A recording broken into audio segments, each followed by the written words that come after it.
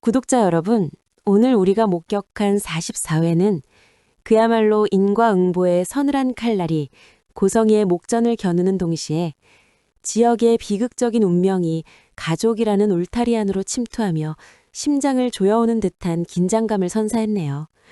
무엇보다 악행을 일삼던 고성이가 가장 화려했던 집에서 비참하게 끌려나가는 장면은 시청자들에게 형언할 수 없는 카타르시스를 안겨주었지만 지역이 사랑하는 은호를 밀어내며 홀로 고통을 감내하는 모습은 보는 내내 가슴을 미어지게 만들었죠. 작가님이 배치한 극적인 장치들이 하나둘 폭발하며 드라마는 이제 감정의 소용돌이 한복판으로 우리를 몰아넣고 있는 것 같네요. 고성이는 자신이 쌓아올린 가짜 왕국이 이토록 허망하게 무너질 줄은 꿈에도 몰랐을 것 같네요.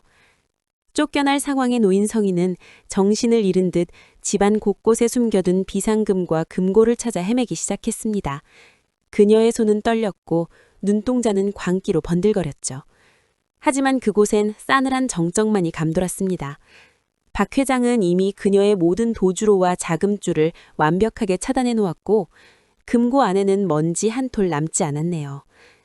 저녁까지 집안에서 버티며 어떻게든 권력을 유지해보려던 성희의 마지막 발악은 결국 박 회장의 강한 손에 이끌려 대문 밖으로 내동댕이 쳐지며 끝이 났습니다. 이때 쫓겨나는 엄마를 지켜보는 영나의 시선은 연민보다는 오히려 깊은 환멸에 가까웠네요. 영나는 엄마를 돕기는커녕 이제는 제발 당신이 지은 죄에 대한 벌을 받으라며 차갑게 외면했고 성희는 결국 짐가방 하나 없이 호텔로 향했습니다. 하지만 비극은 여기서 끝나지 않았죠. 성희는 일단 자신이 소유했다고 믿었던 부동산들을 정리해 급전을 마련하려 했지만 박 회장의 치밀함은 상상을 초월했습니다. 그는 성희 명의의 모든 건물에 근저당을 설정해 놓아 매매 자체가 불가능하게 만들었네요. 한 푼도 줄 수 없다는 박 회장의 단호한 의지 앞에 성희는 절망했습니다. 변호사를 찾아가 소송을 논의해보지만 장기전이 될 소송을 위해 당장 필요한 수임료 1억 원조차 마련하지 못하는 처지가 되었네요. 카드는 이미 정지되었고 호텔 투숙조차 힘겨워진 성희는 결국 자신을 버린 박 회장을 다시 찾아가 이혼을 요구하며 최후의 협상을 시도했습니다.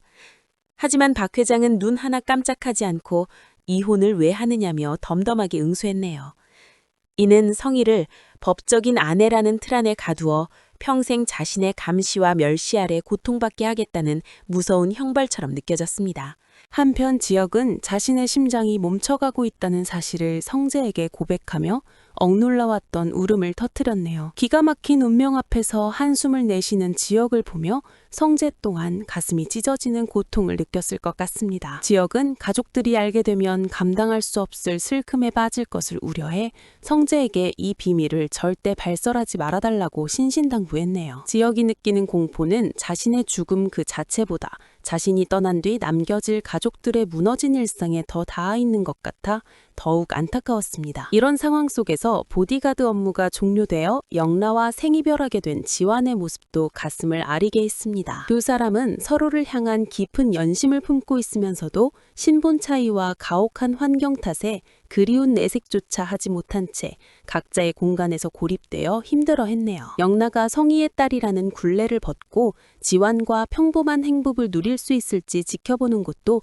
앞으로의 중요한 관전 포인트가 될 것 같네요. 하지만 이번 회차에서 가장 가슴 아픈 장면은 역시 은호와 지역의 엇갈린 고백이었습니다. 일본 출장 이후 갑자기 차가운 로봇처럼 변해버린 지역의 태도에 은호는 깊은 혼란과 서글픔을 느꼈죠. 특별한 사이가 아니었다고 애써 부정하려 해도 이미 지역에게 온 마음을 줘버린 은호에게 그의 냉대는 날카로운 비수와 같았습니다. 은호는 수정의 조언을 떠올리며 더 늦기 전에 자신의 진심을 전하기로 결심했네요. 은호가 지역에게 다시 좋아하는 감정이 생겼다며 용기 내어 고백했을 때 지역의 슬픈 눈빛은 잊을 수가 없습니다. 지역은 사랑의 타이밍이 정말 중요하다는 혼잣말을 내뱉으며 이제는 연애 감정을 접기로 했다는 잔인한 거짓말로 은호를 거절해버렸네요. 사랑하는 여자가 자신 때문에 평생 상처를 안고 살게 될까봐 자신의 심장이 멈춰가고 있다는 사실을 숨긴 채 악역을 자처하는 지역의 선택은 이 드라마가 보여주는 가장 숭고하고도 비극적인 사랑의 모습이 아닐까 하네요. 지역의 토병 사실은 뜻밖의 장소에서 눈에서 실마리가 드러나기 시작했습니다. 다정은 우연히 지역의 노트북 화면에서